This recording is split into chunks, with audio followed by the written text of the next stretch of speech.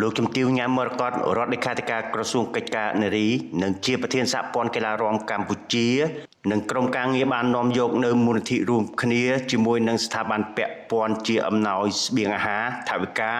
ដែលទទួលបានពីការបរិច្ចាគរបស់សប្បុរសជនគ្រប់ទិសទីបានចុះទៅចែកជូនដល់ជនភៀសកនៅក្នុងស្រុកប្រាសាទបាគងខេត្តសៀមរាបលោកជំទាវញ៉ាំមរកតបានលើកឡើងថានៅក្នុងស្មារតីខ្មែរសាមគ្គីខ្មែរខ្លាំងទាំងអស់គ្នាដើម្បីសមរភូមិមុខនឹងជនភៀសកលោកជំទាវនិងកញ្ញាកុយអេណាទូតសុឆន្ទៈរបស់សហព័ន្ធកីឡារាំកម្ពុជាសហការគាំទ្រដោយគណៈកម្មការស្ត្រីនិងកីឡាអមជាមួយនឹងគណៈកម្មការជាតិអូឡ িম্প ិកកម្ពុជាសហព័ន្ធកីឡារាំកម្ពុជាសហព័ន្ធស្ត្រីនិងសមាគមស្ត្រីសហគ្រិននិងសមាគមតន្ត្រីសំនៀងជនពិការបាននាំយកអំណោយនិងស្បៀងអាហារថវិកាចែកជូនដល់ប្រជាពលរដ្ឋជនភៀសកនៅខេត្តសៀមរាបដែលរងការឈ្លានពានពីយោធាថៃលើដែនអធិបតេយ្យនិងបូរណភាពទឹកដីកម្ពុជា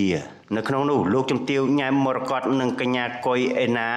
និងក្រុមការងារក៏បានថ្លែងអំណរគុណចំពោះសប្បុរសជនទាំងអស់ដែលបានចូលរួមឧបត្ថម្ភដើម្បីយកទៅជូនជនភៀសកនៅក្នុងកលៈទេសៈដែលប្រទេសជាតិនិងប្រជាជនកំពុងជួបទុក្ខលំបាកដោយស្មារតីសាមគ្គីជាតិខ្ពស់